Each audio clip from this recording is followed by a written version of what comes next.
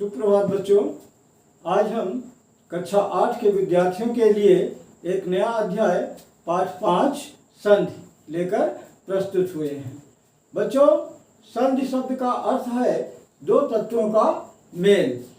हिंदी व्याकरण में जब दो ध्वनियाँ परस्पर एक दूसरे के काफी निकट आ जाती हैं तो दोनों आपस में मिलकर एक नई स्वतंत्र ध्वनि को जन्म देती हैं। जैसे हिम और अचल। हिम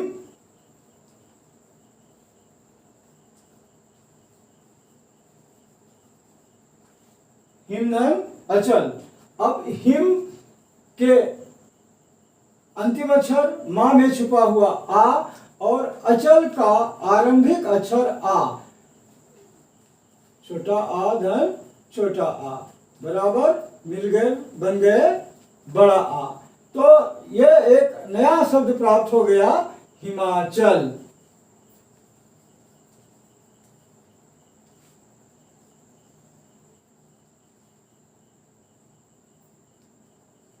हिमाचल। अब संधि की परिभाषा जान लेते हैं। संधि वह क्रिया है जिसमें नियमों के अनुसार दो ध्वनियां परस्पर मिलकर एक नए शब्द का निर्माण करती हैं। अगली बात संधि के भेद की आती है। तो बच्चों, संधि के 3 भेद हैं। ये मान लीजिए, इसको एक चार्ट के माध्यम से समझते हैं। यह है संधि, और संधि के 3 भाग होते हैं। नंबर 1 स्वर संधि, नंबर 2 व्यंजन संधि, और नंबर 3 विसर्ग संधि।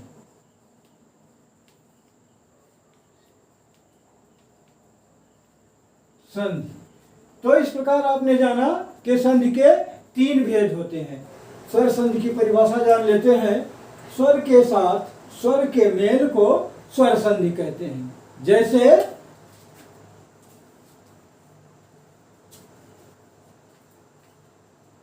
छोटा आ धन छोटा आ बराबर बड़ा आ, तो ये हो जाते हैं सूर्य धन अस्त बराबर सूर्यास्त। अब देखिए, सूर्य शब्द का अंतिम या में छुपा हुआ आ और अस्त का आरंभिक अक्षर आ, जब दोनों मिल गए तो ये बड़ा आ बन गए। इस प्रकार सूर्य धन अस्त बराबर सूर्यास्त हो गया। अब स्वर संधि के भी 5 भेद हैं। आइए हम स्वर संधि के भेदों को भी जान लेते हैं। स्वर संधि के 5 भेद हैं। नंबर 1 दीर्घ संधि, नंबर 2 गुण संधि, नंबर 3 वृद्धि संधि, नंबर 4 यण संधि, और नंबर 5 अयाज्य संधि। दीर्घ संधि के बारे में जान लेते हैं। जब दो समान लघु स्वर आपस में मिलते हैं तो उनका दीर्घ स्वर बन जाता है। जैसे छोटा आ धन छोटा आ बराबर बड़ा आ। इसका हुआ सूर्य धन अस्त बराबर सूर्यास्त। अब देखिए, सूर्य का अंतिम या में छुपा हुआ आ और अस्त का आरंभिक आ, दोनों जब मिल गए तो ये बड़ा आ बन गए। तो इस तरह सूर्य धन अस्त का नया शब्द बना सूर्यास्त, तो ये दीर्घ संधि हुआ। छोटा आ धन बड़ा आ बराबर बड़ा। जैसे भोजन धन आलय बराबर भोजनालय। अब देखिए, भोजन का अंतिम शब्द ना में छुपा हुआ आ और आलय का आरंभिक बड़ा आ, दोनों जब मिल गए तो ये बड़ा आ बन गए। तो इस तरह नया शब्द बना भोजन धन आलय बराबर भोजनालय। ये दीर्घ संधि का अन्य उदाहरण हुआ। बड़ा आ धन छोटा आ बराबर बड़ा आ। जैसे यथा धन अर्थ बराबर यथार्थ। बड़ा आ धन छोटा आ बराबर बड़ा आ। जैसे यथा धन अर्थ बराबर यथार्थ। अब देखिए यथा का अंतिम शब्द था पर बड़ा आ की मात्रा का आरोप है, और अर्थ में प्रारंभिक आ दोनों जब मिल गए तो बड़ा आ धन छोटा आ मिलकर बड़ा आ बन गए। इस तरह हुआ यथा धन अर्थ बराबर यथार्थ। अगला उदाहरण देखते हैं। छोटी ई धन छोटी ई बराबर छोटी ई धन छोटी ई बराबर बड़ी ई। जैसे कवि धन इंद्र बराबर कवींद्र। अब देखिए कवि शब्द का अंतिम वा में छुपा छोटी ई और इंद्र में आरंभिक अक्षर ई दोनों जब मिल गए तो छोटी ई धन छोटी ई मिलकर बड़ी ई बन गए। तो इस तरह कवि धन इंद्र बराबर कवींद्र हो गया। अगला है बड़ी ई धन बड़ी ई बराबर बड़ी।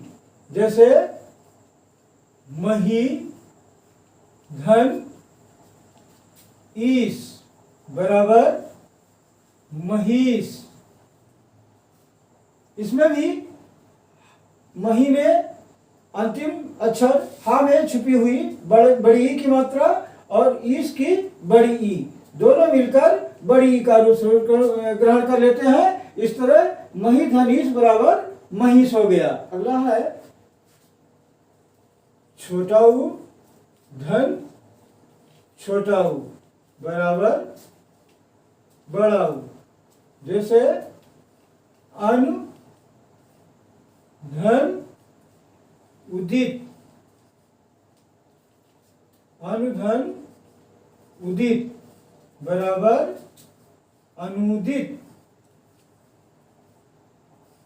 अब अनु शब्द का अंतिम ना में छुपा हुआ छोटा ऊ और उदित का आरंभिक छोटा ऊ तो दोनों छोटा ऊ मिलकर बड़ा ऊ बन गए। इस तरह अनु धन उदित मिलकर अनुदित हो गया। अब स्वर संधि के दूसरे भेद के बारे में जानते हैं। स्वर संधि का दूसरा भेद है नंबर 2 गुण संधि।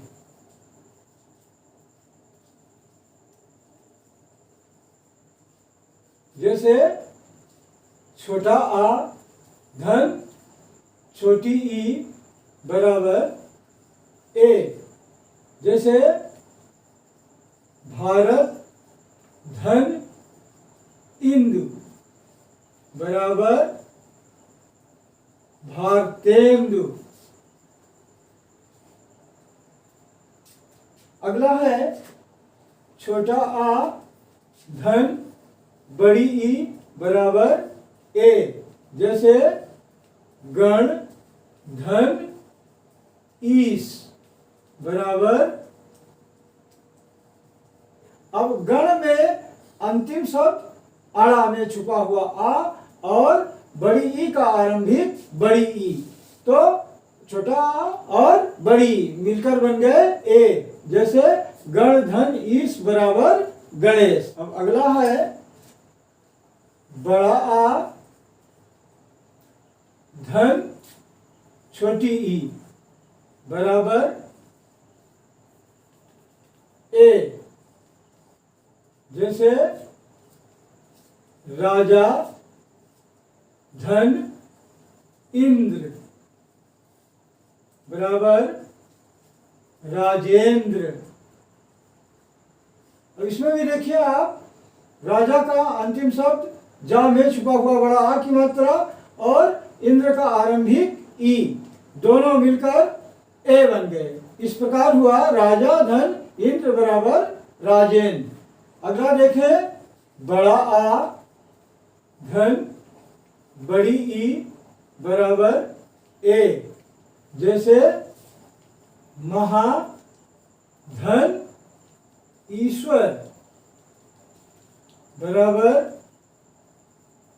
महेश्वर। अब महाशब्द का अंतिम हा में छुपा हुआ बड़ा आ और ईश्वर का आरंभिक बड़ी ई दोनों मिलकर ए हो गए। तो इस तरह महाधन ईश्वर बराबर महेश्वर हो गया।